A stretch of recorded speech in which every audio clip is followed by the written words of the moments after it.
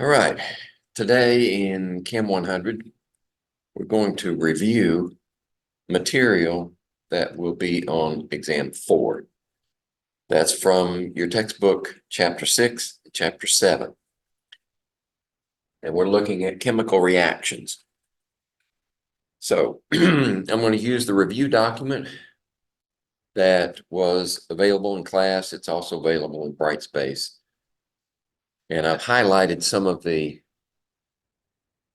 questions that I want to be sure and cover. So let's begin.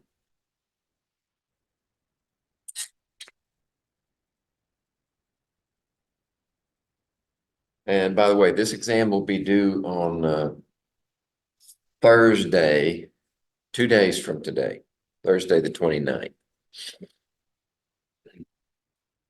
All right, number 1. Let's see, I believe these are in, let me check to be sure these are in the right order.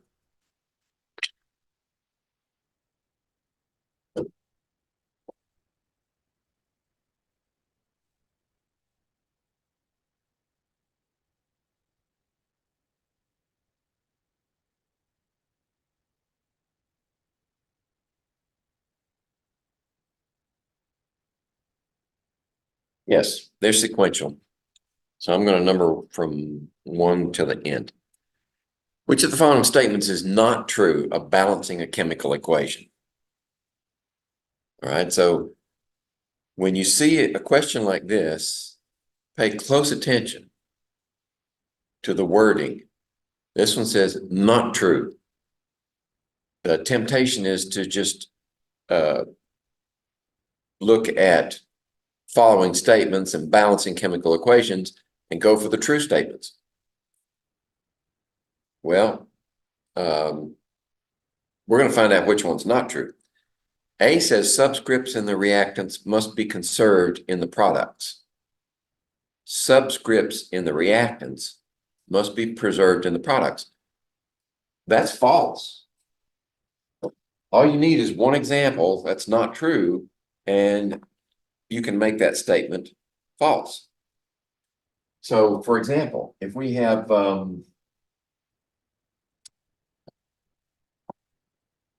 H2 gas plus O2 gas yields H2O, water, then in order to balance this, we need 2 oxygens. Now we need 4 hydrogens. So let's see, are the subscripts preserved? Well, the subscript of hydrogen is 2. Coincidentally, it's 2. Subscripts of oxygen is 2. But that's 1. Right? So we have 1 false. That means we can't say that they're all true. We have to say, since that one's false, then this statement is false. A is false.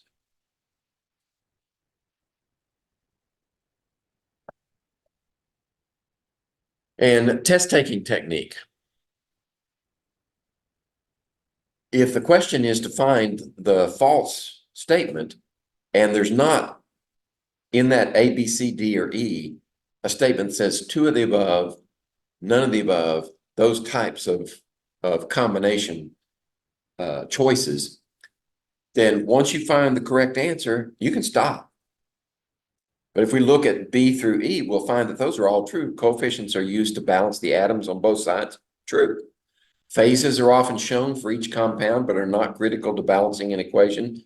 True. The law of conservation of mass must be followed. That's true. But John Dalton proved or demonstrated with his theory, his atomic theory, that the only thing you're doing in a chemical reaction is rearranging atoms. You're not creating atoms, you're not destroying atoms. So that guarantees compliance with the law of conservation of mass proposed by Lavoisier. And E, atoms are neither created nor destroyed. I just said that. So that's still true. A is the only false statement in that group. All right, number 3.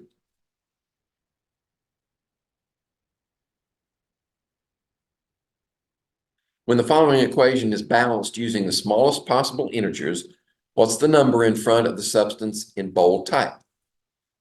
So here's the unbalanced equation. Yep, water yields phosphoric acid plus HCl.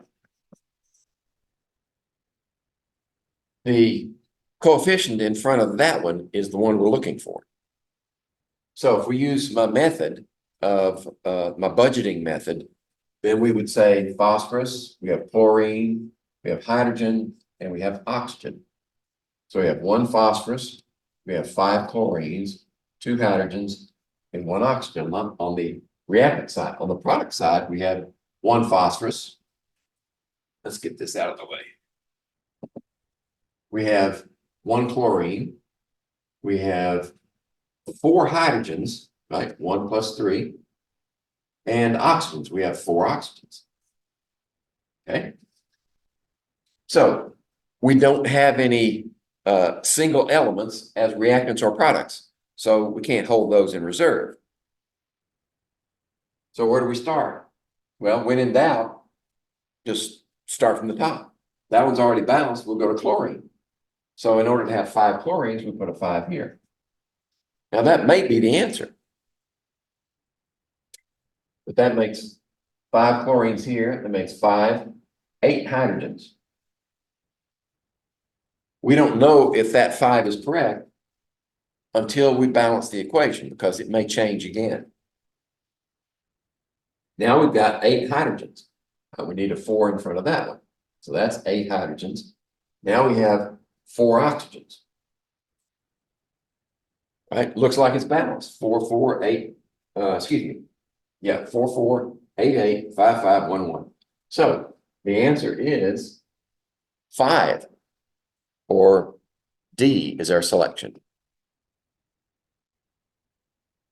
Number 4.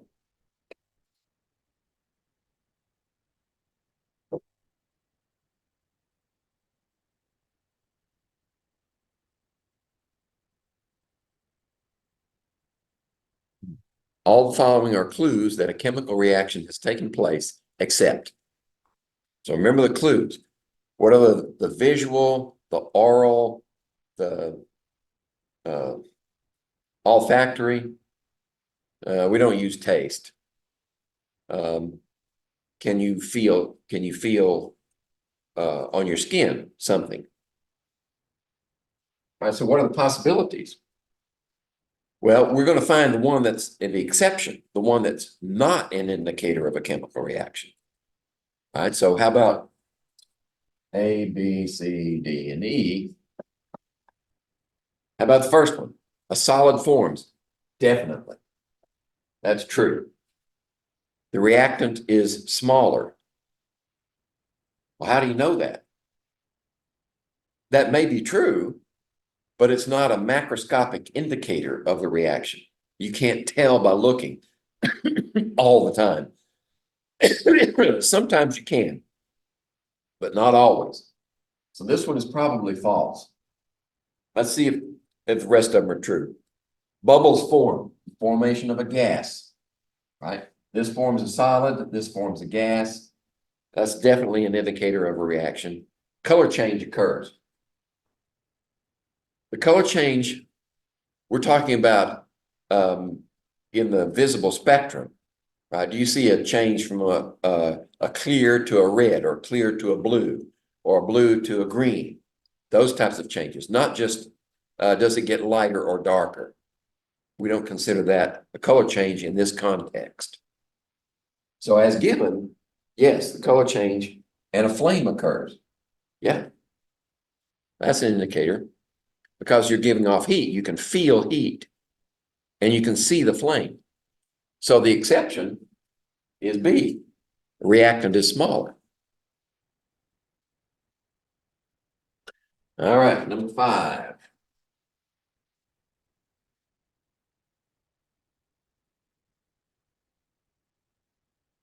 When the following equation is balanced using the smallest possible integers, what's the number in front of the substance in bold type? Okay, so we have aluminum, We have Fe3O4. Fe3O4 yields Al2O3 plus iron. And we want to know what's the coefficient in front of the iron. All right, so if we set up our budget, we have aluminum, iron, and oxygen. We have 1 aluminum, 3 iron, 4 oxygen here, and we have 2 aluminum, 1 iron, and 3 oxygen.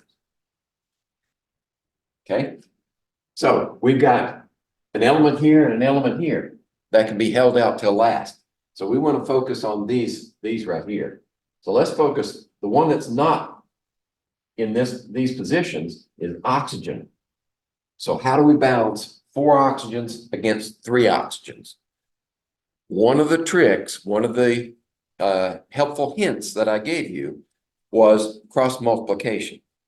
When you've got an element in only one place on one side, one place on the other, and you can't resolve the difference between an even and an odd, cross multiply. Take this 3 and put it over here. And take that 4 and put it over here. Now what do we have? Well, we have 12 oxygens on both sides. Okay, so what did that do to the rest of it? Well, now we have 9 irons. And over here we have 8 aluminum. Okay, so now we've got the oxygens balanced. We just say we need 9 irons. So we put a 9 there. And we need 8 aluminum. Now we're balanced. Okay, so the coefficient in front of iron is 9. That cross multiplication trick saved us a lot of headache. Because if you try to do one at a time in this situation, you're going to go through several iterations and maybe you'll never get there. All right, that was 5. About 6.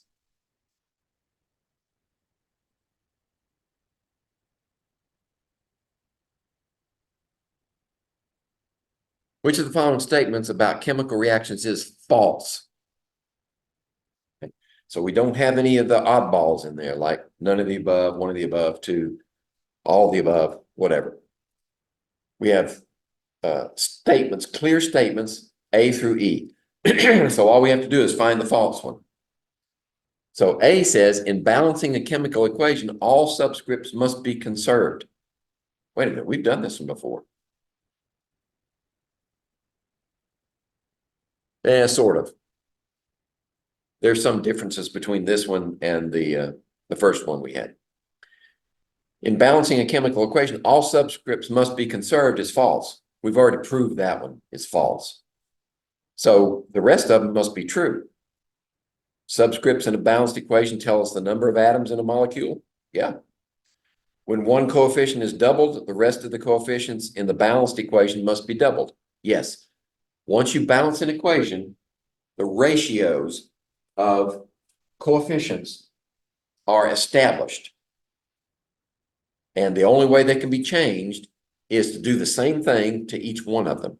Multiply by a whole number, multiply by a fraction, whatever the case may be. The ratio must be preserved in a balanced equation. So C is true. D, an individual coefficient in a balanced equation is meaningless. An individual coefficient in a balanced equation. What we're saying there is that just looking at the one coefficient doesn't tell you anything about the balanced equation. It's the ratios of those coefficients that tells you something about the relationships, right? This is a reaction that you're describing. If you focus on one of them, that doesn't tell you about anything else. You need ratios, at least ratios of one to another, or several ratios. That tells you the numbers of atoms and molecules that are being exchanging places. And E, the phases in a chemical reaction tell us the nature of the reactants and products. That's true. Okay, number 7.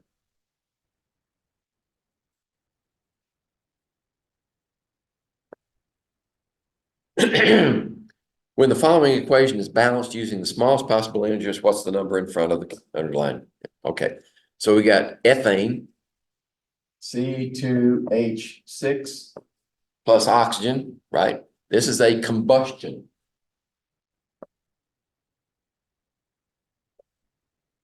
So that means it leads to carbon dioxide. Let's see, which one do we? Yeah, we put that one first. Plus water. Okay, we want the coefficient in front of this one. All right, so we got carbon, hydrogen, oxygen. That's it. 2 carbons here, 6 hydrogens, 2 oxygens. On this side, we have 1 carbon, we have 2 hydrogens, and we have 3 oxygens. Now the temptation, move this down a little bit, 2, 3. The temptation is to do that cross multiply thing. The problem with cross multiplying in this case, where you have an odd and even, is that oxygen on that side occurs in 2 different places. So the cross multiplying doesn't work. What we have to do is hold this one out till last and just start from the top. You need 2 carbons on this side. That changes the oxygens from 4, 5. There we go. Now let's do the hydrogens. We need 6 hydrogens. Right, so we need a 3 here. And that gives us 6 hydrogens. And it changes the oxygens. 3 and 4, 7. Okay. Now we use our trick, our helpful hint. We need 7 oxygens. So we're going to use a fraction. 7 halves of O2 is 7 oxygen atoms. Now we got to get rid of the fraction. Multiply by 2. Okay. So if we do that, we get a 2 here, we get a 7 there, 4 here, and we get a 6 here. Okay. So the coefficient in front of oxygen, the O2 reactant, is 7.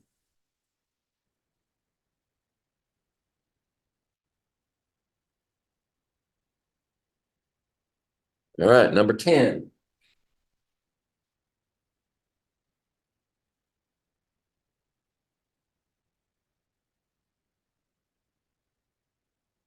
If the procedures for balancing equations are still giving you trouble, then there's 2 or 3 possibilities. The most likely possibility is you're not practicing. If you practice balancing equations, eventually you're going to get better at it. The other problem is maybe you got stuck on one and just threw up your hands and gave up. That means you didn't look for help. You didn't ask for help. Okay? Come to me. Come to one of our tutors and get some help. Because you need to know how to balance chemical equations. If you can't balance them, then you can't do stoichiometry, which is coming next. All right, when the following equation is balanced, what's the number in front of the underlined? What's the water coefficient? So this is number 10. All right, so we have aluminum oxide, solid, reacting with sulfuric acid, yields aluminum sulfate,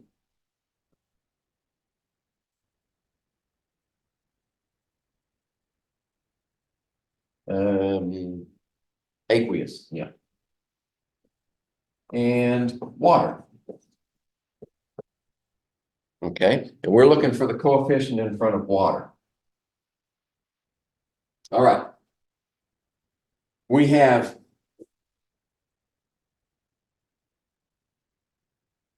okay, here we have a dilemma. Where does this oxygen go? Does this oxygen go only to water? In which case, we can use the sulfate as a balancing group.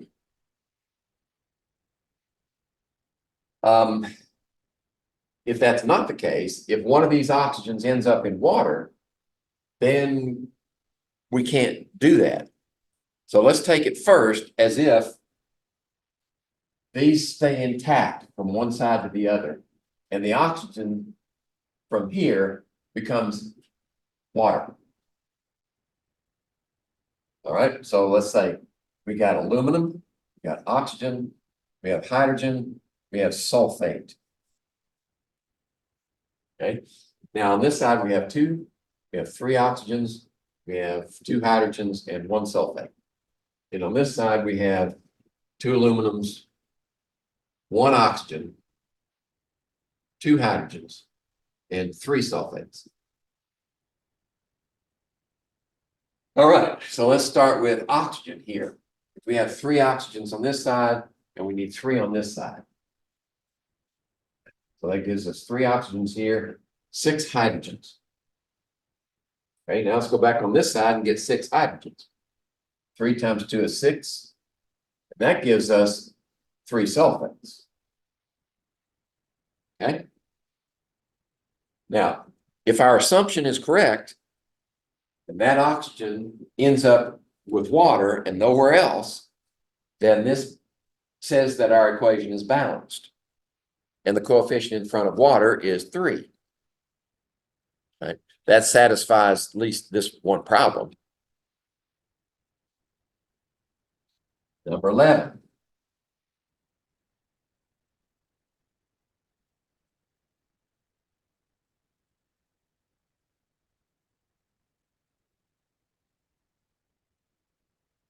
All right, when the following equation, blah, blah, blah, blah. What's the number in front of the substance in bold type? So we have 10 SN plus sodium hydroxide yields sodium stannate, sodium O2, 2 here. This is a polyatomic ion. And hydrogen. We want that one. Okay. So we've got this element and that element that we can hold out. All right, so let's do our inventory first. We got to separate the oxygens and the hydrogens. Right, because this hydroxyl does not remain when it goes to the other side. Right. Reactant's product, it's broken apart. So we have to keep the elements separate. I've got 110, 1 sodium, 1 oxygen, 1 hydrogen. On this side, we have 110, 2 sodiums, 2 oxygens, and 2 hydrogens. Okay? So we've got 2 sodiums over there, we need 2 over here. That gives us 2 sodiums, that gives us 2 oxygens, gives us 2 hydrogens, and we're balanced. So the coefficient in front of hydrogen is what? 1. Remember? We don't write the 1, but it's there. If you have a symbol, if you have a reactant or a product there, and there's no coefficient in front of it, no explicit coefficient, then it has to be 1. If you wrote it there, there's got to be at least 1. All right. So let's move down to the next one. Let's see. And those that I lined out, they were using information that you don't have yet to solve the problems. That's why I marked them out. Rather than redo the entire document and then have to do the worked problems in my handwriting again, I just marked these out and kept the numbering system.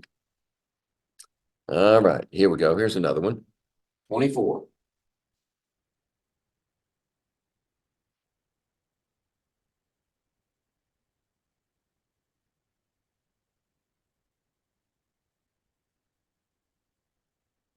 When the following equation is balanced using smallest integers, we got lead and silver nitrate. Oops, that's palladium. Sorry. Lead and silver nitrate yields lead nitrate.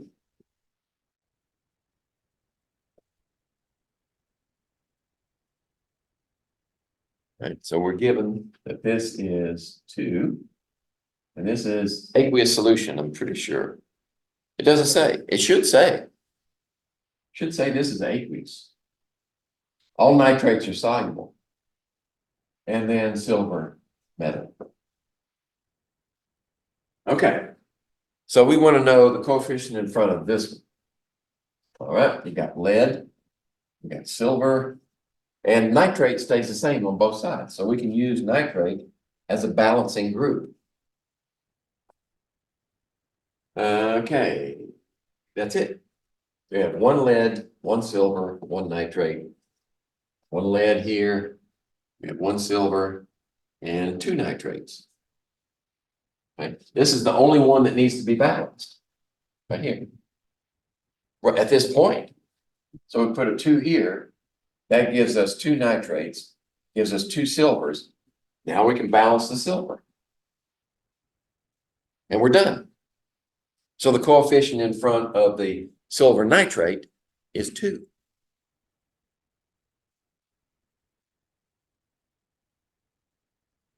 All right, we have several of those in there. Balancing equations. All right, for this one,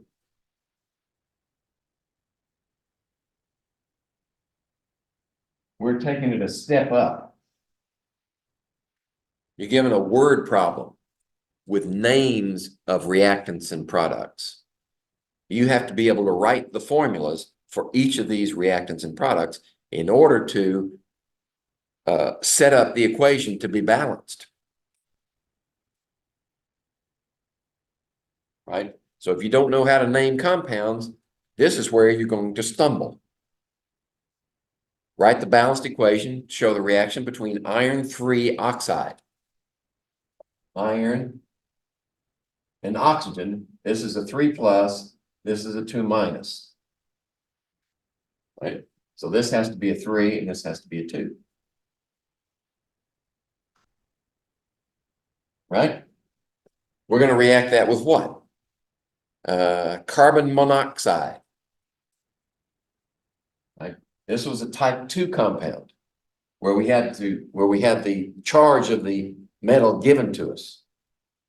This is a type 3 compound, non-metal, where we just say how many there are. Carbon monoxide. What are the products? Iron and carbon dioxide. So we have iron and carbon dioxide. Okay. Now we want to write the balanced equation. We have iron, oxygen, and carbon.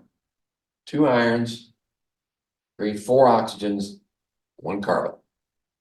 On this side, we have 1 iron, we have 2 oxygens, and we have 1 carbon. Right? So we're going to hold iron out to last, since it's an individual, it's just an element. One of our tricks. So we're not going to balance that one first. We're going to balance oxygen first. We have 4 oxygens on this side. We need 4 on this side. That gives us 4 oxygens and 2 carbons. Now we need 2 carbons on this side, but that gives us 2 plus 3 is 5 oxygens on this side. So how do you get 5 oxygens on that side? Well, 5 halves will do it, but that'll change the carbon. Okay. We're in an endless loop now, because every time we change that one, we've got to change this one. It just keeps going backwards and forwards. So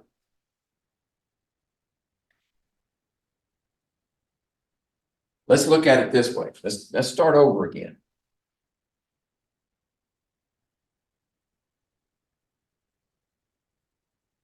we want to balance oxygens. But we've got oxygen in two different places here. Oops. That.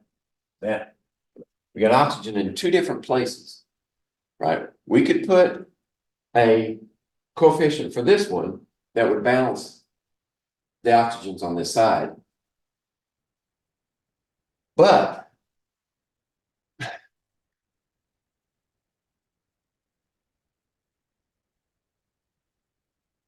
let's think about it this way. Where can we meet the number of oxygens here and the number of oxygens in that one place? We need an even number. An even number. So if we multiply this one by 2 and that one by 2, that'd be 4. And that would be 2 plus 3 is 5. That won't do. So let's bump it up. Go from 2, go to 3. If we put a 3 here, that makes an even 6 here. Now, if we put a 3 here, we get a 6 there. Because anything times 2 is an even number. So we're looking for even numbers. If we put a 3 here and a 3 here, then we get 3 plus 3 is 6. And 2 times 3 is 6. Now we can balance the iron, right, with just a 2. The solution to this one requires experience and practice.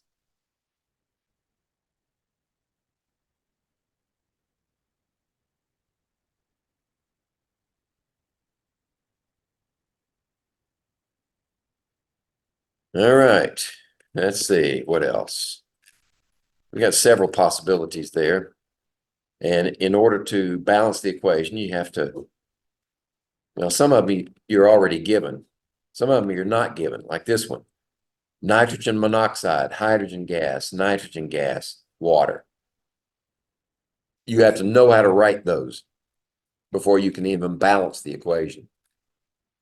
Let's try this one. This one's given to us, so we can balance it. It's a balancing exercise and not a naming exercise. So we have silver nitrate, and that's aqueous, plus calcium chloride, aqueous, yields silver chloride, solid, plus calcium nitrate.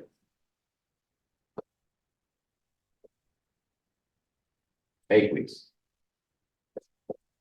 Okay.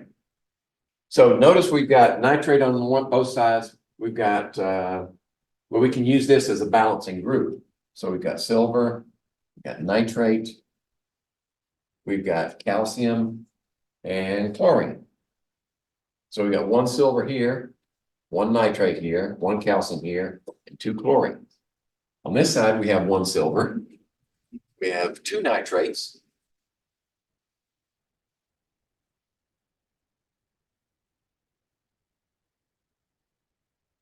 And 1 calcium and 1 chlorine. All right, so what if we balance the nitrates? Put a 2 here. That'd be 2, that makes 2 silvers. Then what if we put a 2 over here? That makes 2 silvers and 2 chlorines.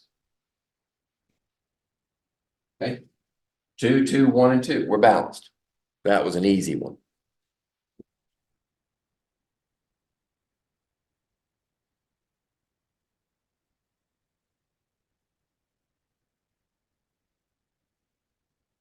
All right, that's 39. 40.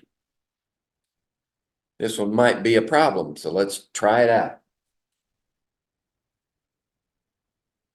All right, we're starting with magnesium nitride, water. I'm going to leave out the phases just to save room. Yields what? Ammonia and magnesium hydroxide. Okay. Right, we don't have any polyatomics that are going to retain their integrity on both sides.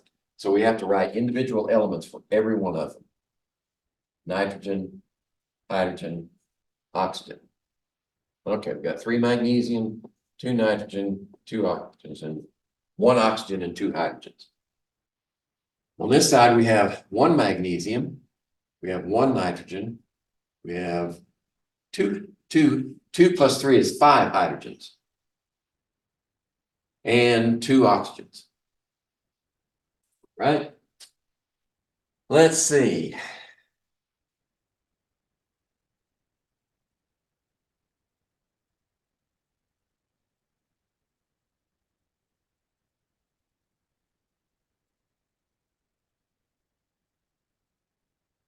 All right. Let's start with magnesium. We need 3 magnesium on this side. That changes the oxygens to 3 on this side. Oh, excuse me. No, 6. 6. 2 times 3 is 6.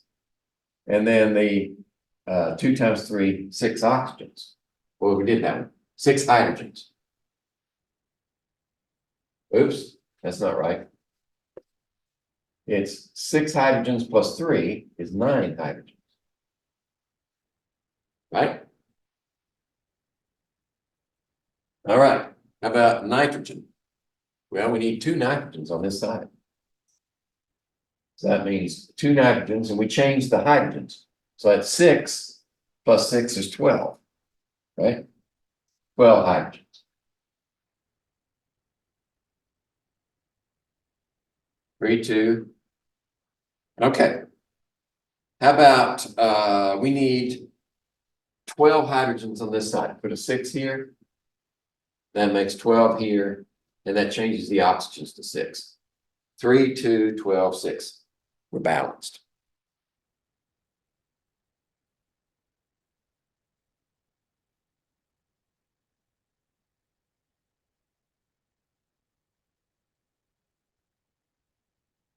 Okay, next.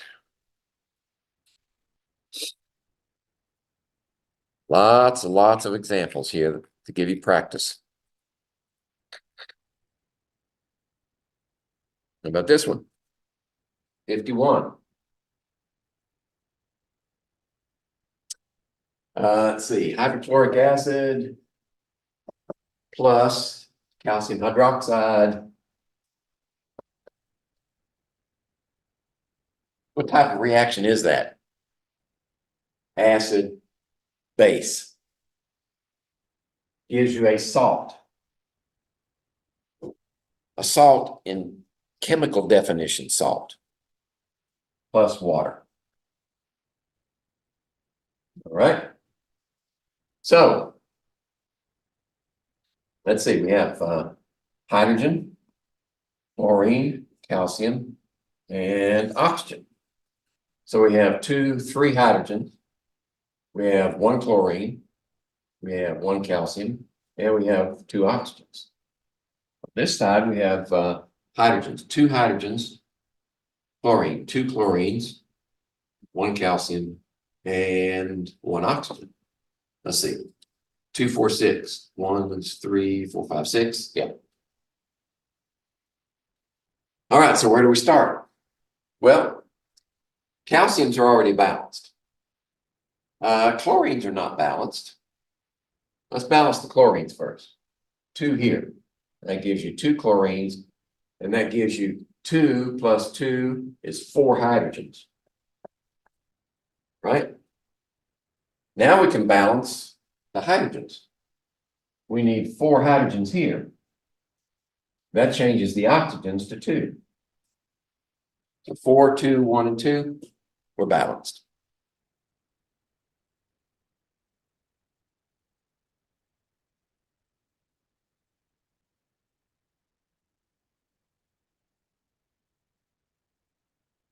Right. Okay. 53.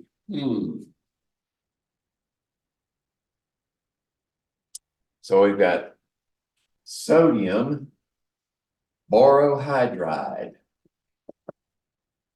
plus boron trifluoride plus sodium borofluoride and B2H6 diboron hexahydride. All right. So let's see. We don't have any standalones. We're going to have sodium, boron, hydrogen, and fluorine. We've got one sodium, two borons. Missed that. Two borons, 4 hydrogens, and 3 fluorines. So that's 7, 8, 9, 10. 1, 2, 6, 7, 8, 9, 10. On this side, we have 1 sodium boron. We have 3 borons. And we have 6 hydrogens. And we have 4 fluorines. So that's 14. It's 8, 12, 13, 14. All right. Where to begin? The problem here is that you've got boron there, boron there, boron there, boron there. Boron is really, it's spread out, split up. So the problem is changing one to make the boron may not be the most efficient way. Right, we have even and odd. Is there a way that we can make evens out of this? Or, well, we can't cross and multiply borons because they're not the essential problem. How about fluorine? Fluorine's 3 here and 4 there. What if we put a 4 here and a 3 there? Let's focus on fluorine because it's odd even, and it only occurs in one place on either side, reactants products. So if we do the cross multiplying, we put the 4 over here and the 3 over here. That will take care of the fluorines at 12 and 12. Okay. Now, what does it do to the other ones? Now we have 4 borons here and 1 is 5. Right? And on this side, we had 3 sodiums now. We have 3, 4, 5 borons. And we already did the fluorines. Okay. So now what do we do? Well, it looks like we could either go with the hydrogens or we could go with the sodiums. I'm inclined to go with the sodiums first. So if we put a 3 here, that makes 3 sodiums there. That adds 3 borons plus 12 is 15 boron. Excuse me. No, excuse me. 4 plus 3 is 7. 7 borons. So now let's move to hydrogen. Oh, we didn't do hydrogen here. It's 12, right? 4 times 3 is 12. 3 plus 4 is 7. Okay, that's good. And 3 sodiums. Okay, so now we've tallied our changes. Now let's do hydrogen.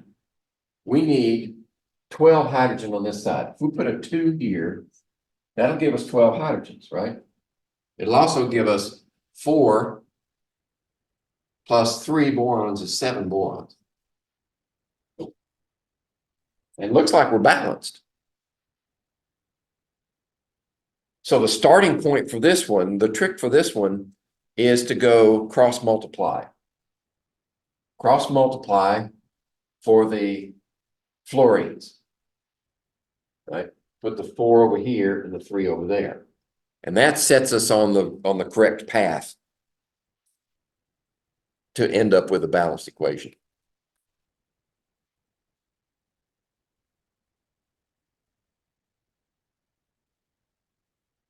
How about this one? 61.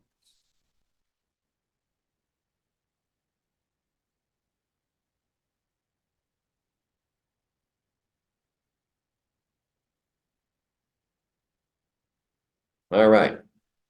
So we're given C3H7OH, which is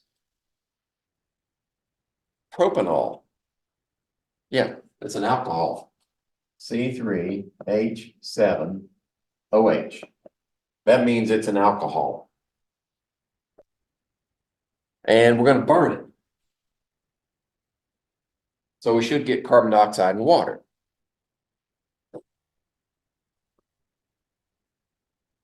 Okay. So let's, we do have this one we're going to hold out till last. All right, so we've got carbon, hydrogen, oxygen. We got 3 carbons. We got 7 hydrogens. Oops, 8 hydrogens. 7 plus 1 is 8. And 3 oxygens. Let's see if I missed any. It's 11, 14. 10, 11, 12, 13, 14. 1 carbon on this side, 2 hydrogens, and 3 oxygens.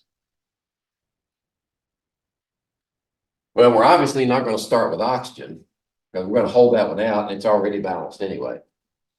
So we can go to, just start with carbon. I would say start with carbon. 3 carbons. And that changes the oxygens to 6 plus 1 is 7. Okay. Now let's go to hydrogens. Okay, we have 8 hydrogens on this side. We want 8 hydrogens on that side, which means 4 plus 6 is 10 oxygens, right? 6, 4 is 10. All right. So in order to get 10 oxygens on this side, we've already got 1 here. Right? So we really only need 9.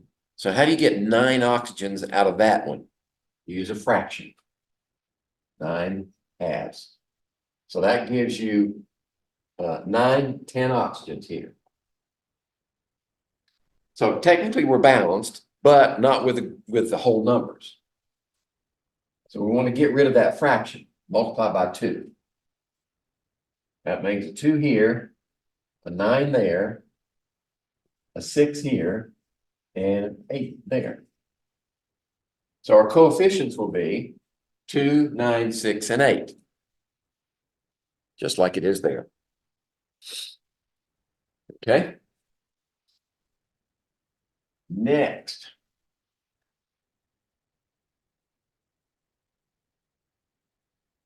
'62.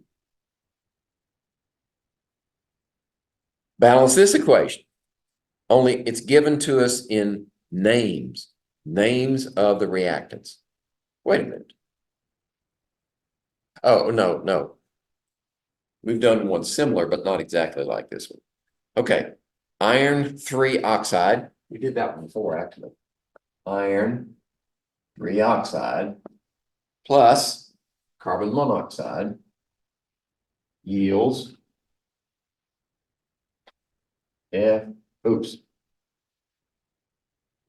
iron 2 oxide. Right, so this is 2 plus and oxygen's 2 minus. That's it. That's all we need, just 1 of each. Plus what? Carbon dioxide. Okay, so we wrote our compounds up there correctly. Now we do an inventory. Iron, oxygen, carbon. We have 2 irons, 3, 4 oxygens, 1 carbon. See, it's 5, 6, 7. 1, 2, 3, 4, 5, 6, 7. 1 iron here, 3 oxygens, and 1 carbon. All right. So we got oxygen in 2 different places here, so that doesn't help us much. Well, what if we start with iron? Yeah, just start with iron. we need 2 iron. That changes the oxygen to 4 on this side.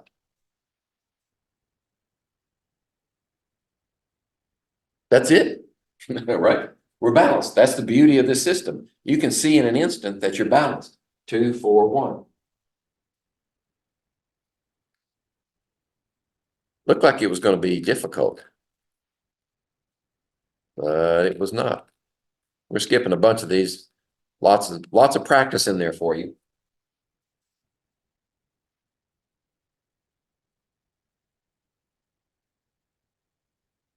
But too many to do in one class session. All right. So here we have C8H18. What is that? C8H18. That is octane.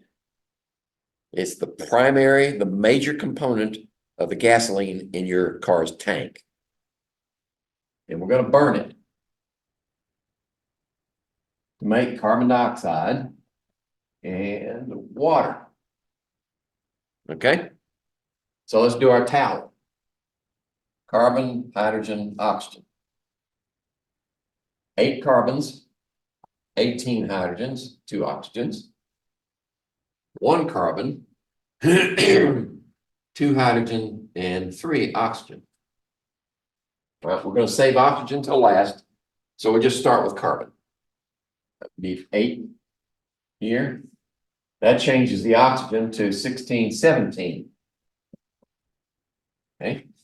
Then we need hydrogens. We need 18 hydrogens on this side. They're only in this location, so 9 would give us 18 hydrogens, and that would give us 9 oxygens plus 16 is 25.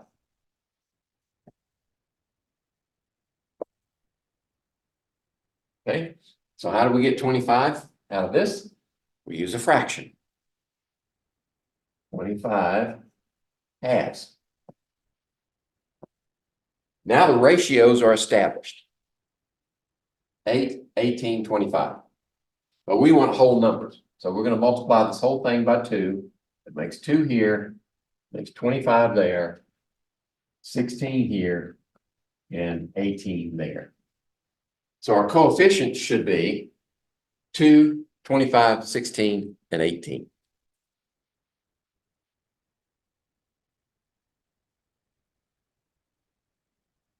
All right. So now I think we're moving into aqueous solutions. Chapter 7.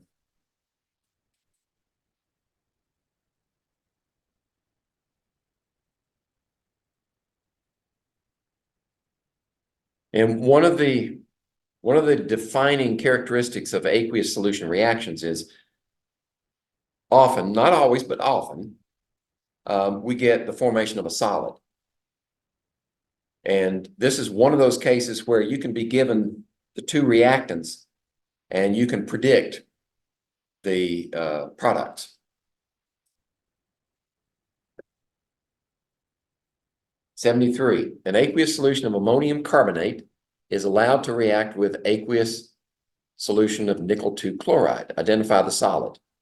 So we have ammonium carbonate. Ammonium, which is a polyatomic ion. Carbonate. This is 2 minus, this is 1 plus. So this one has to be 2. And this is aqueous solution. Then we're going to add it together with nickel 2 chloride. Nickel 2 plus, chloride 1 minus. That means this one needs to be 2. And this is also aqueous. So what can we get out of that? Remember, these reactions are double replacement.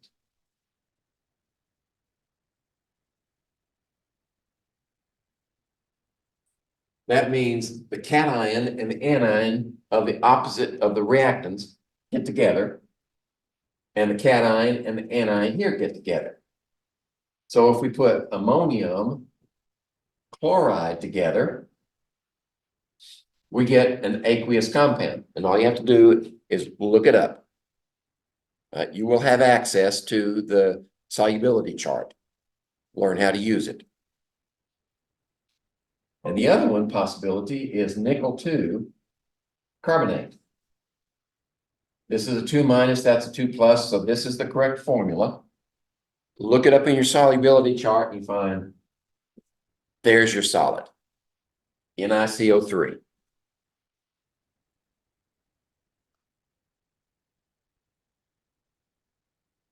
Right? About 75.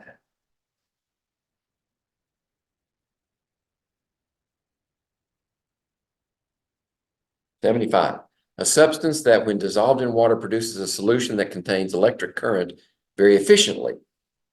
Right? There are two main ideas in that statement. The substance that's dissolved in water conducts electricity. That's an electrolyte. It does so very efficiently. That's a strong electrolyte. Right? That's why D is the answer. Those two factors put together make a strong electrolyte. 76.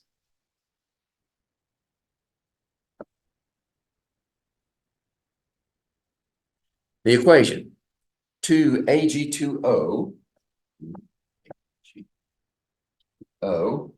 which is solid, yields 4 silver solid plus oxygen. Okay. We're given the balanced equation is what type of reaction, right? What type of reaction is that? Well, it's a, notice, element on this side, in a compound on this side. That was that trick I gave you. If that's the case, if you have element on one side, it's in a compound on the other, this is an oxidation reduction reaction. Redox. Definitely. Okay. What else? Well, we're taking a complex compound and making simpler substances in the products. This is a decomposition.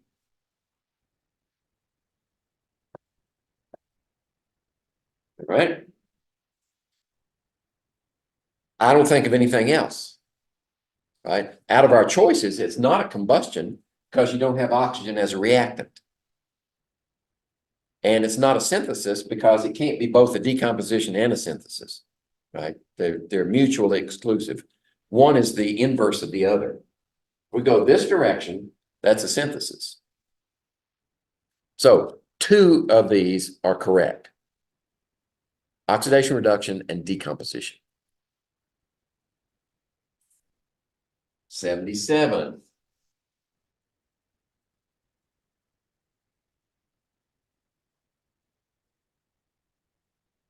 In what type of reaction is water always a product?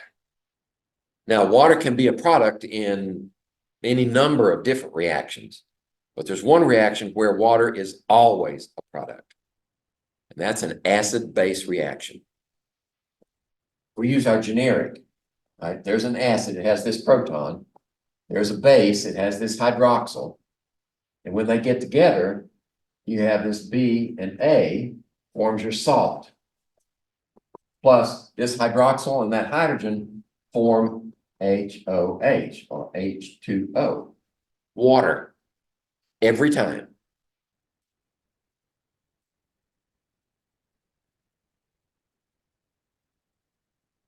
All right, that was 77. Let's see. 80.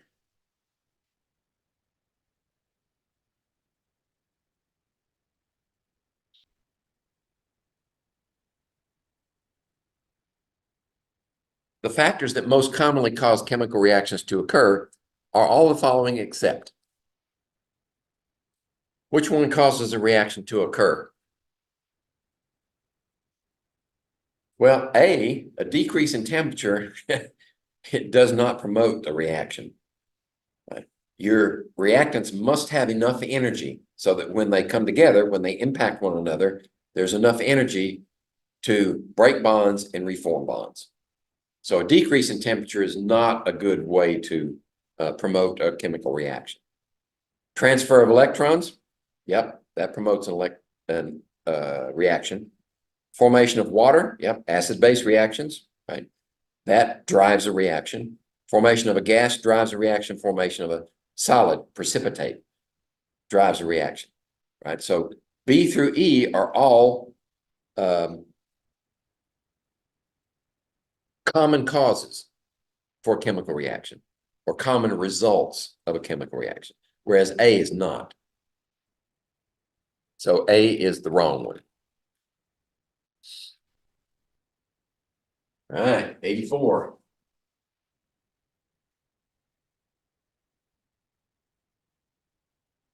An aqueous solution of ammonium sulfide is allowed to react with an aqueous solution of barium chloride.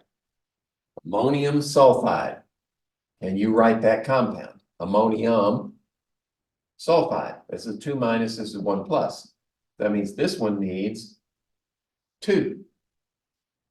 All right? Aqueous solution of ammonium sulfide plus, what's the other reactant? Barium chloride. Barium chloride. This is a 2 plus, that's a 1 minus. Oops, don't need parentheses. Just a 2. Okay? So what can that lead? What can that give us? I kind of cut myself short. Let me start over here.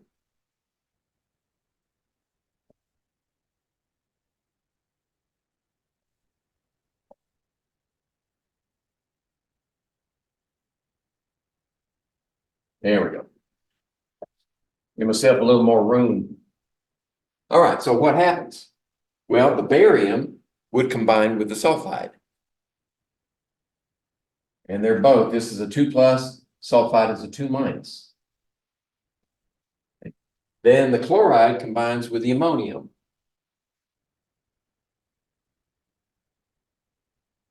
Right? And look it up in your solubility chart. This is aqueous. It's still soluble. What about barium sulfide? Look it up in your solubility chart. You find it's a solid. Okay? But we still haven't answered the question. What's the coefficient of the solid? What's the coefficient of that reactant? Okay? So we got ammonia on both sides. Ammonium. We got sulfur. We got barium, and we got chlorine. So we have 2 ammonias, 1 sulfide, 1 barium, and 2 chlorines. And on this side, we have 1 barium, we have 1 sulfur, we have 1 ammonia, and we have 1 chlorine. Okay? So we need 2 ammonias on this side. That gives us 2 chlorides. And we're balanced. So the coefficient in front of the solid is 1.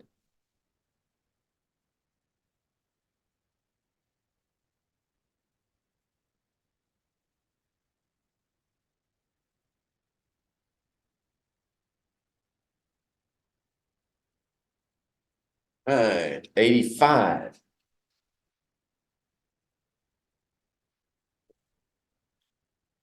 In this equation, C2H6, oxygen, we're going to burn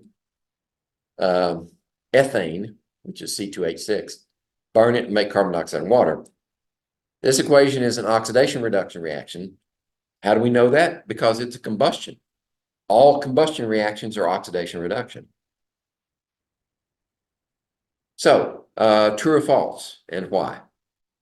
Okay, so let's write the equation. C2H6 plus oxygen, we have 7 of them.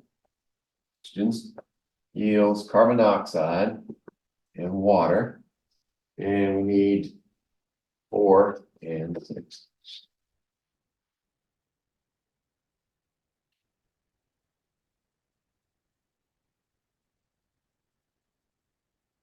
You get your copy.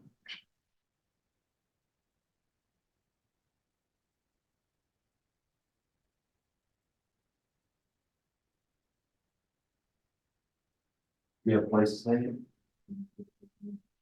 That's it. It's pretty quiet. Thank you.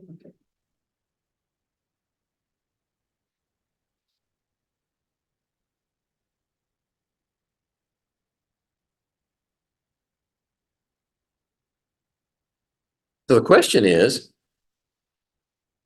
it's an oxidation reduction reaction. Is that true or false? Well, it's true. But the why is the gotcha, right? Why? Well, we have to find out which one's oxidized and which one's reduced. So in order to do that, we need to use the oxidation state for each of the elements. Right? Hydrogen is going to be a +1. That means carbon has to be, let's see, +6, would be -6, -3. Right?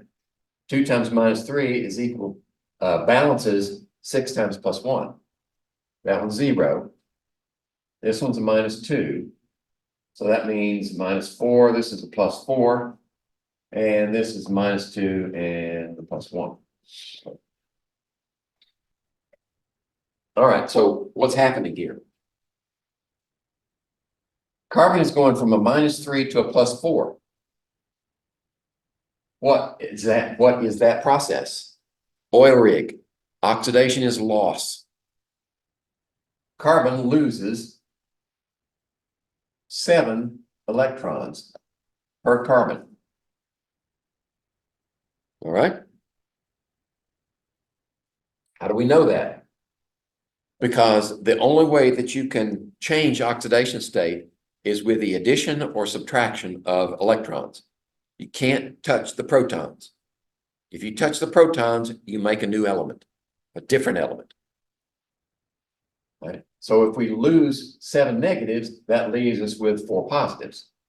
Oxygen then goes from 0 to 2 places, actually. Both of them are -2. So oxygen gains 2 electrons per oxygen. Now, we're not told to go ahead and balance the equation. It's already balanced. But the explanation is, yes, it's true. It is an oxidation reduction reaction. But why? Well, B and E say carbon is oxidized. That's true. Carbon is oxidized. Oxidation is loss. But what's the second part? Hydrogen is reduced for B. Hydrogen doesn't change. It's still +1 on both sides.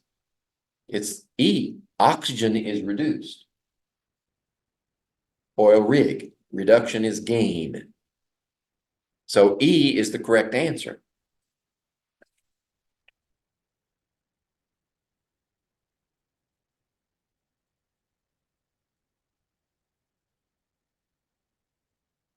'86.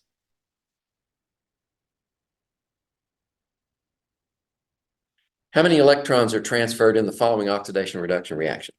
We're told it's an oxidation reduction, and we can verify it because zinc is an element on one side, it's in a compound on the other side. So we know that's true.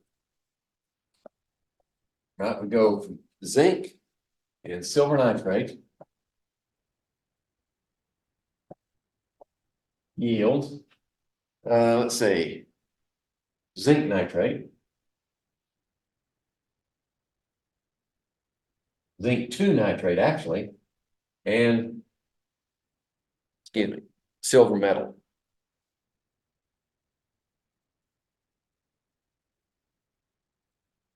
All right. So how many electrons are transferred? Well, zinc is 0. Silver 0. This one's 2 plus. How do we know? Because this is a minus. It's got to balance those 2 minuses. This is a -1, right? So this has to be a +1. All right, so zinc is going from 0 to 2 plus. That's a loss of 2 electrons per zinc. And there's only 1 zinc. So that's 2 electrons lost. Okay? Silver is going from +1 to 0. So that's a gain of 1 electron per silver, but there are 2 silvers equals 2 electrons gain. So the transfer of electrons is 2. 2 electrons are transferred in this reaction.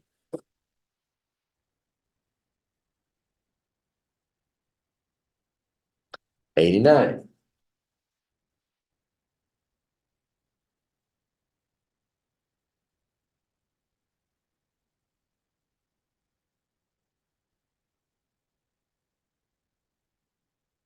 An aqueous solution of sodium carbonate is allowed to react with an aqueous solution of magnesium chloride. The complete ionic equation contains which of the following species when balanced in standard form? All right, so first we have to write the compounds correctly and predict the products. Sodium carbonate.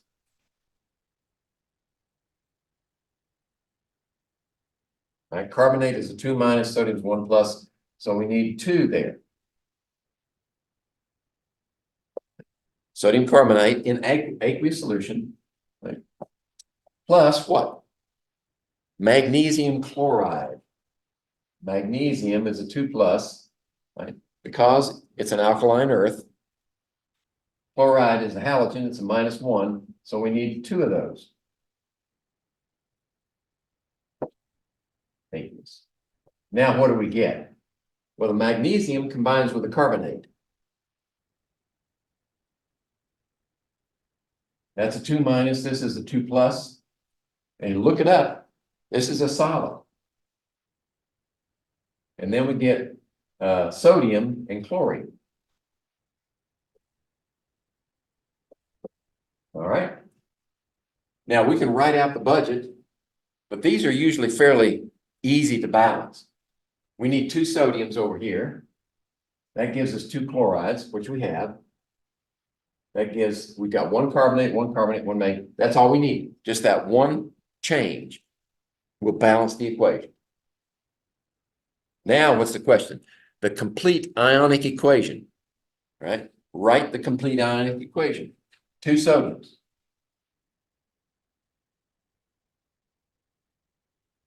1 carbonate.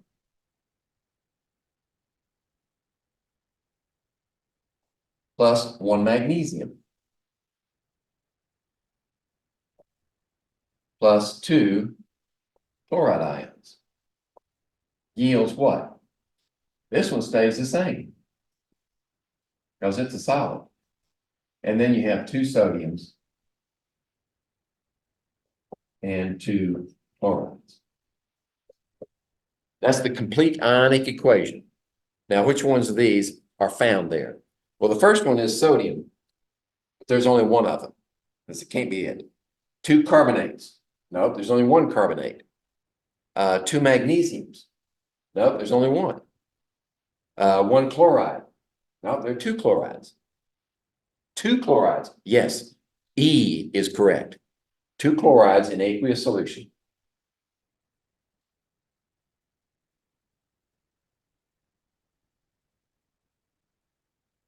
All right, 96.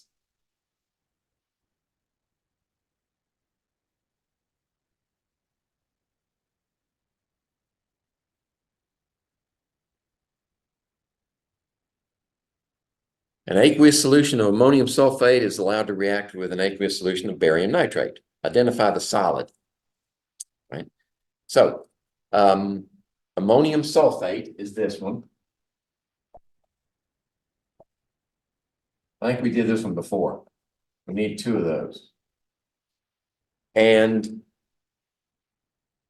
barium nitrate is the other one. Right? 2+, 1-, we need 2 of them. All right. Ammonium nitrate is soluble. Right? That's soluble. Barium sulfate is insoluble. 2+, 2-, just need 1 of each. So A is the correct answer.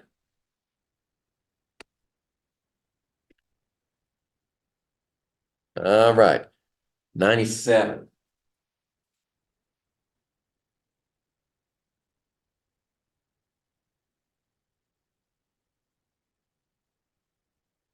I might have to shrink this one down a little bit to get it all on there. Which drawing, and I'll do that in a second, which drawing best represents the mixing of aqueous calcium chloride? So let's write the equation first. Aqueous calcium chloride, two of those, plus aqueous potassium sulfate.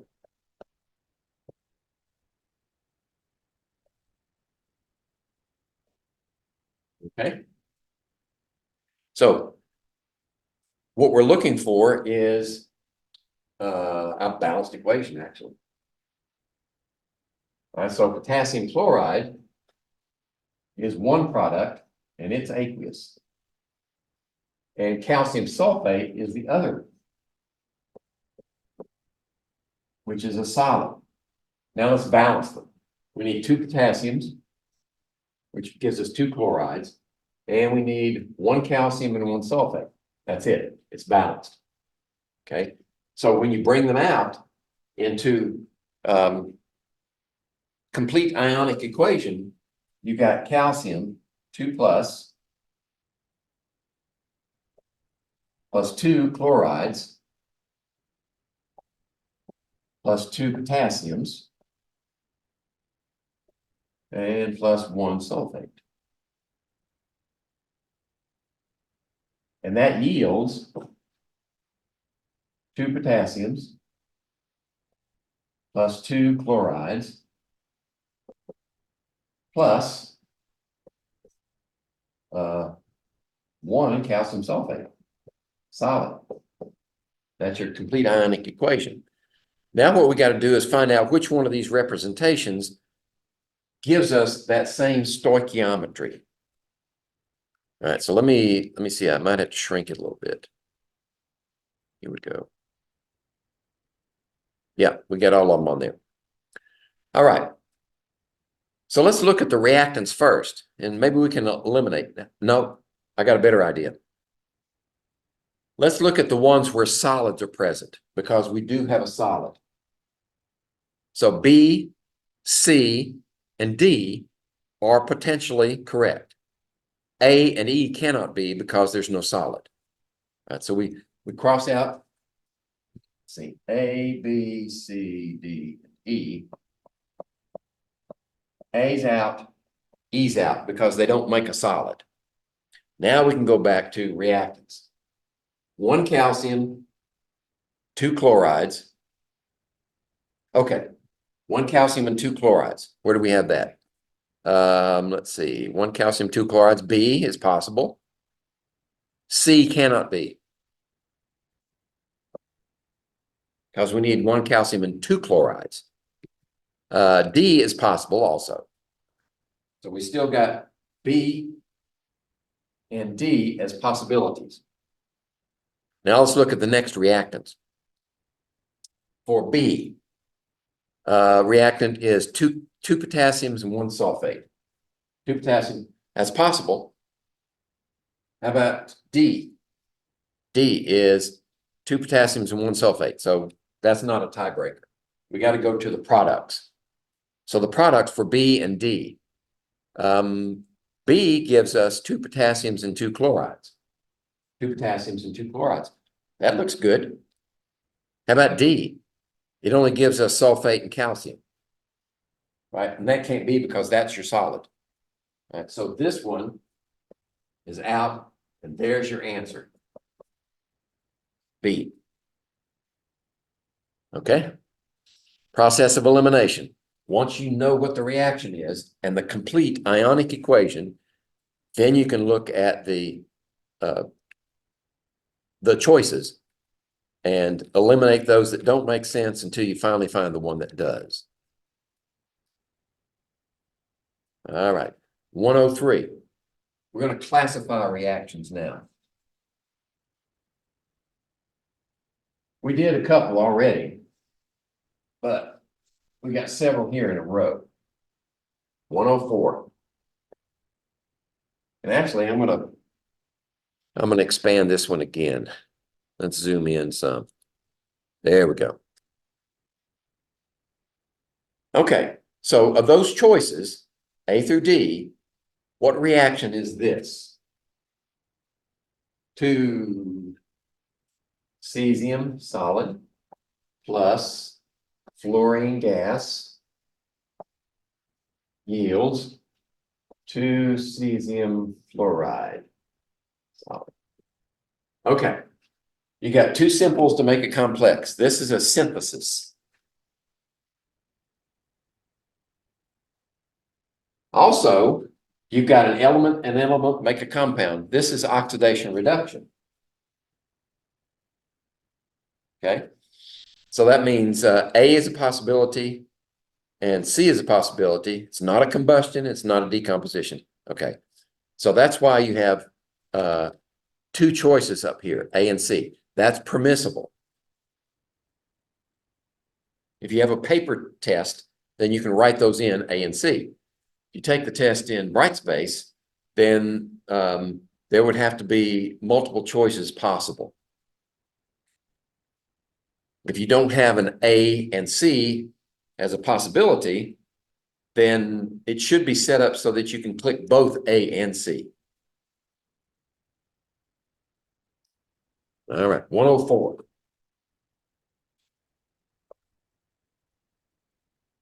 Oop, I just did 104.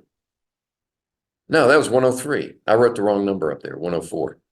That was 103. This is 104.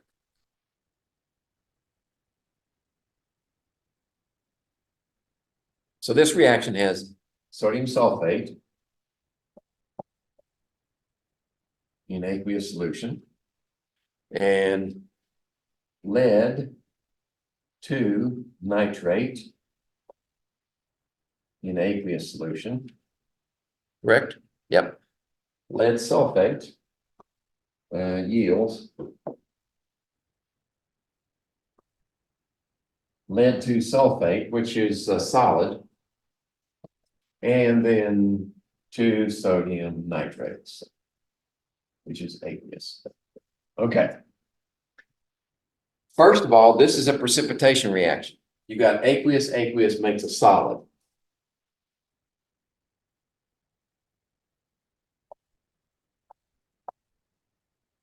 Okay.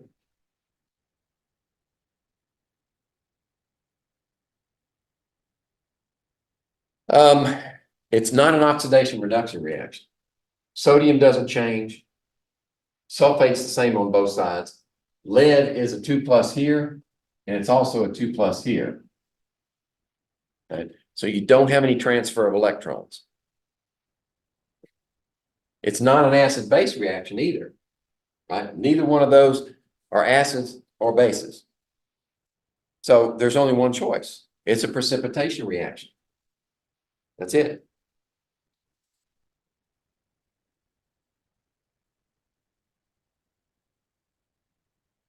$105. Okay. 5. We're working from this equation. 4 ammonia gas plus 5 oxygens yields, 4 nitrogen monoxide. Nitric oxide is another way of saying it. Here we go. Okay. We have a combustion.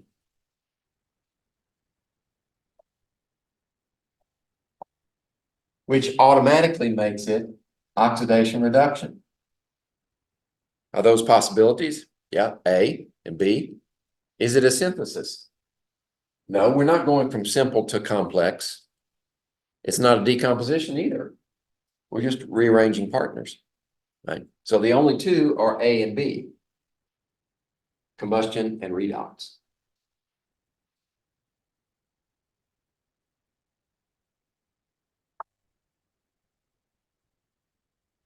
106.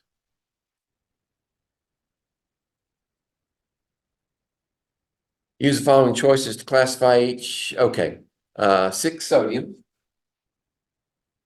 solid, plus nitrogen gas, yield sodium nitride.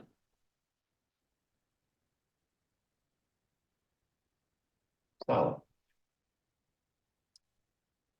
Notice you have element compound. This is a redox reaction. You've also got simple makes complex. This is a synthesis.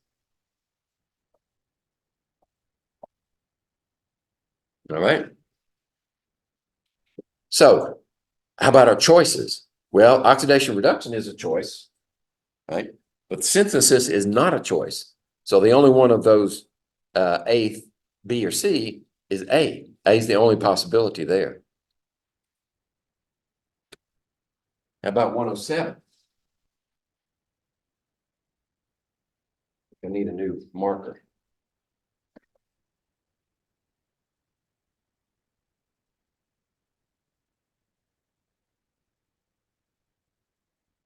We're working from mercury to mercury liquid plus oxygen yields mercury to oxide. Okay. So this is a 0 oxidation state, 0. This is a -2, and this is a +2. So we got a change in oxidation state, plus this is a combustion, which automatically makes it a redox reaction. But it's simple makes complex,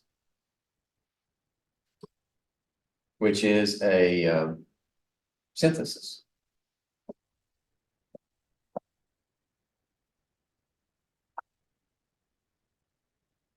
Okay. Thank you.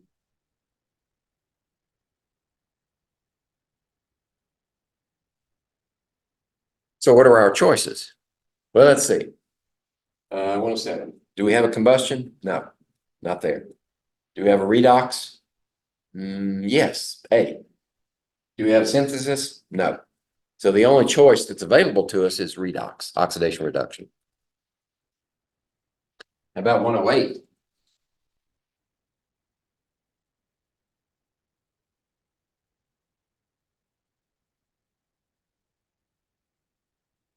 Let's see, we have gallium nitride, solid, and that reacts to make 2 gallium solid metal plus nitrogen gas. Okay, this is a decomposition, complex to simple.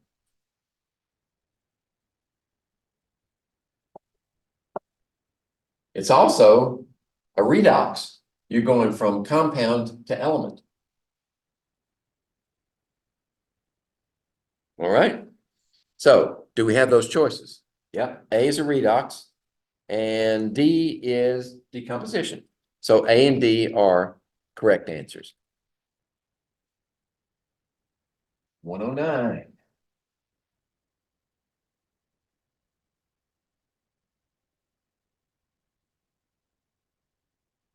Let's see, we have HC2H3O2 aqueous, which is acetic acid. Then we have cesium hydroxide, which is a base. So we should have a salt. We should have cesium acetate, C2H3O2. And that's an aqueous plus water. Now what we have? Yeah. Let's see, this is going to be. Okay. So what do we have here? We have an acid-base reaction. Okay. Anything else? No. Acid bases stand alone. So the answer is B.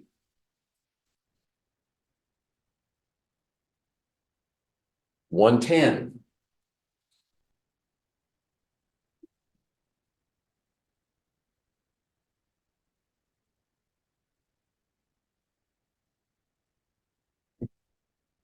Use the following choices. Oh, okay. We got carbon plus oxygen yields carbon dioxide. Okay. Well, it's obvious this is a combustion.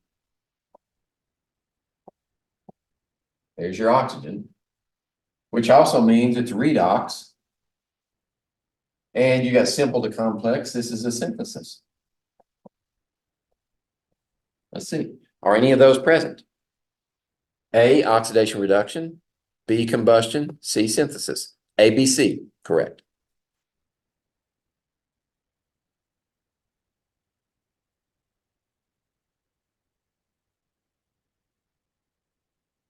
$111.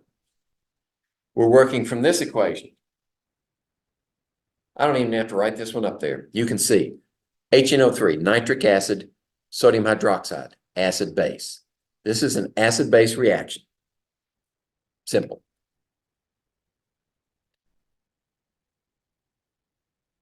$112. Let's see, we have KBr in aqueous solution. We have silver nitrate in aqueous solution. Yields, I bet it's silver bromide, solid, and potassium nitrate, aqueous. Okay, that's right. Okay, what type of reaction is this? It's a precipitation first.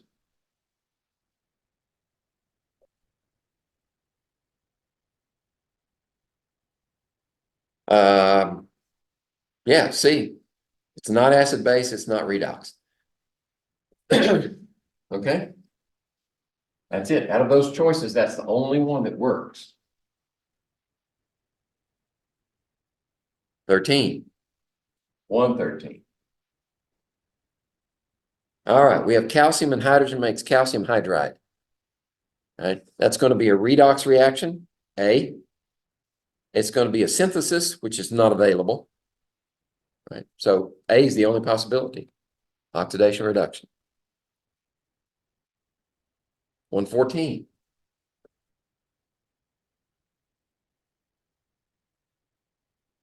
We got another synthesis. We also have another oxidation reduction. Right, so it's A again. 115. Let's see, we have zinc and hydrochloric acid. Well, this is definitely oxidation reduction. Zinc is a metal on one side and it's in a compound on the other side. Hydrogen's in a compound and it's an element on the other side. So that's oxidation reduction. It's not acid base. It's not a precipitation, right? It could be classified as a single replacement. That's a possibility, but that's not an option, right? So A is the only one that we're given that works. Let's do 116.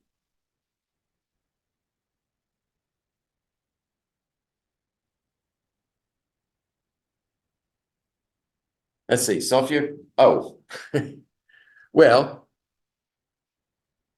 yeah, let's put this one up here. This is a combination. Sulfuric acid plus barium hydroxide yields what? Well, it's definitely acid base.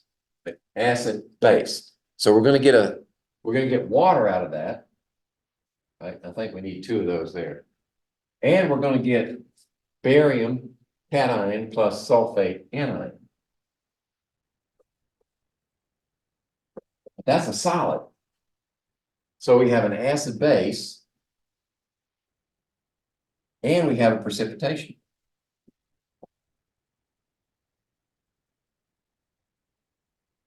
Okay. B and C both work.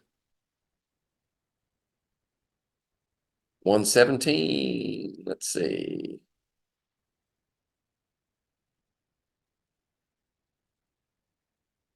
Typically, precipitation reactions that we see here, this 117.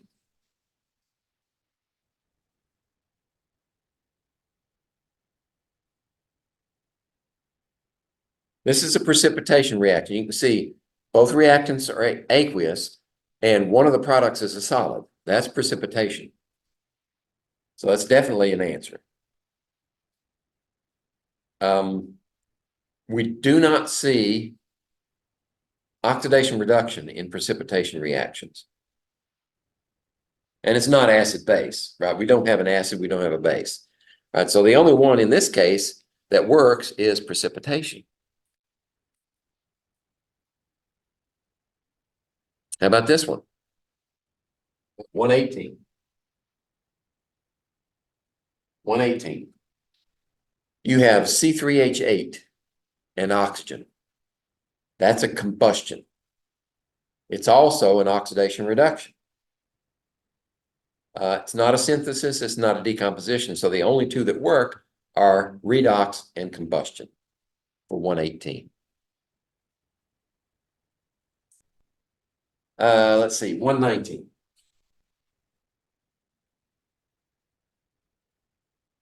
Okay, we got P4 plus oxygen yields P4O10 solid. All right, what we have here is a synthesis. We have a combustion. And we have a redox. Right, are those available? C, B, A. Yeah, they're all there. All three of them. 120.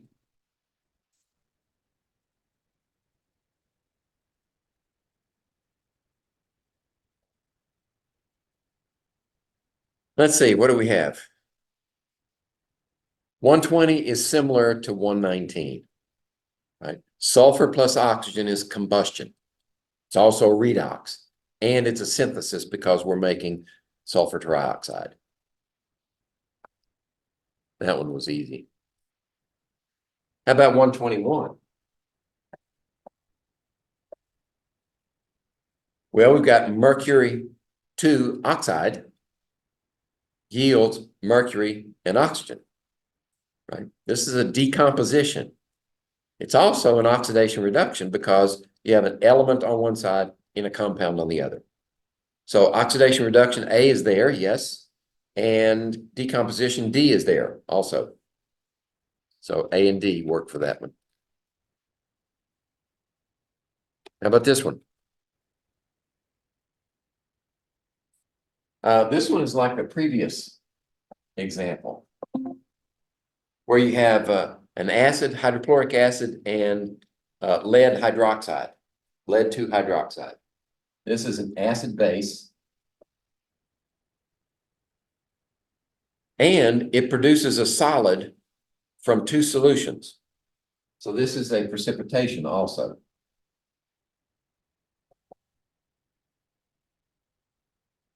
Right. Let's see. B is an acid base. C is a precipitation. It's not an oxidation reduction reaction. There's been no change in oxidation states. How about this one? 123.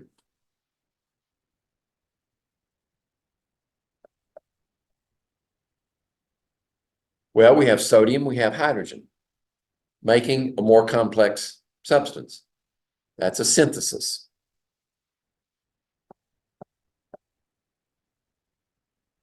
We also have elements on one side and a compound on the other.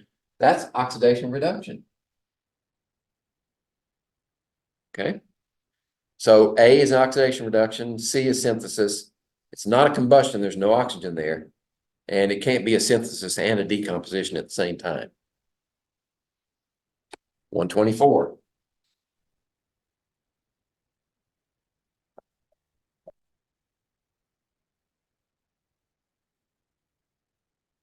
Let's see, water becomes hydrogen and oxygen, right? That is a redox reaction.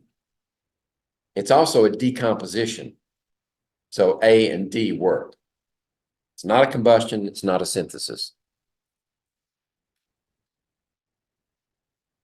Let's see what else we have down here. Lots of practice there. Practice, practice, practice. Working from word problems where you have to actually write the compounds. Let's take this one. Yeah, let's take this one. 136. We're working from a word problem, a name of reactants. Aqueous barium hydroxide.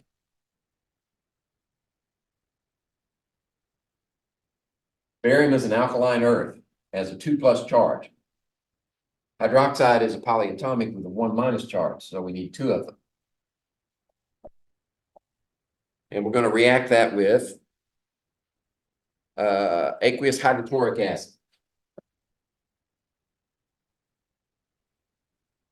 This is an acid-base reaction. So you always know with an acid-base reaction, you get barium and chlorine combined. Look them up, they're aqueous, and water. Right? Now we can balance it. Acid-base reactions are usually really easy to balance. Right? So we don't need to do our budget. We got 1 barium, 1 barium. We've got 1 chloride, we need 2 chlorides. So 2 hydrogens and 2 hydroxyls. Right? 2 hydrogens and 2 hydroxyls. 2 times those, 2 times those yields 2 waters. Now we're balanced.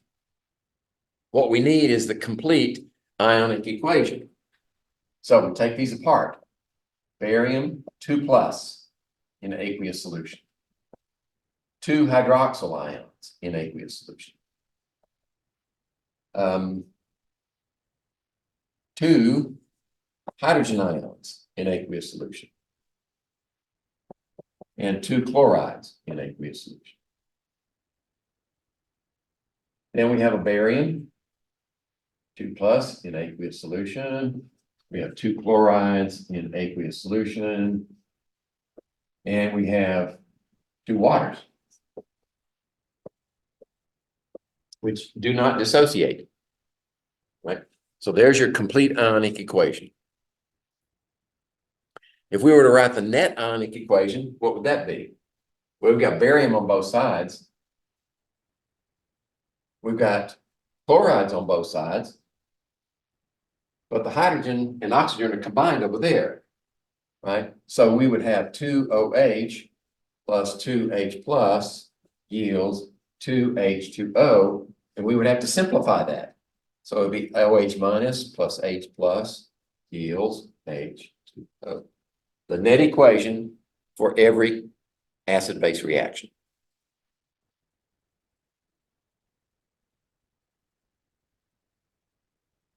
$136. Let's see how we're doing on time. I got a few more minutes to see how many more we got to go. Let's see here. Okay, for this one, we're going to do all 3 steps. We're going to write the molecular or the formula equation, the complete ionic equation, and the net ionic equation for these reactants and the outcome. All right, so we got aqueous copper 2 nitrate, 138. Aqueous copper 2 nitrate.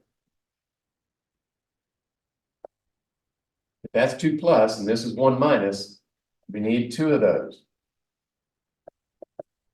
Is reacted with sodium hydroxide.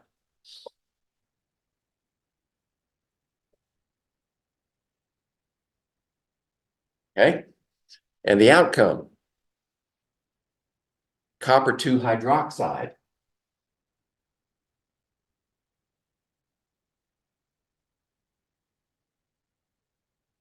Now look that one up. Right? It's a solid. What's left over? Well, let's see, sodium nitrate.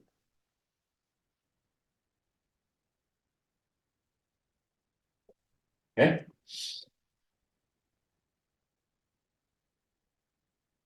All right. So let's balance. Nitrates on both sides. We need 2 nitrates over here. Right? That gives us 2 sodiums. So 2 sodiums here gives us 2 hydroxides. 2 hydroxides, 1 copper, 1 copper. That's the formula equation or the molecular equation. Now let's break it apart. Right? So we need copper 2 plus aqueous plus 2 nitrates, aqueous, plus 2 sodiums, aqueous, and plus 2 hydroxides, aqueous. And then we have the solid, which doesn't change. Then we have 2 sodiums, aqueous, and 2 nitrates, aqueous. Okay, that's the complete ionic equation. There it is right there. Then we take out the spectators. We've got copper's part of the solid, so it stays. Hydroxide's part of the solid, so it stays. 2 nitrates on both sides, 2 sodiums on both sides. Now we have copper 2 plus aqueous plus 2 hydroxides yields copper 2 hydroxide, solid. That's the net equation. All right. That's how it's done. And that's it for today. That's all of our review. And this exam will be due by midnight on Thursday, the 29th.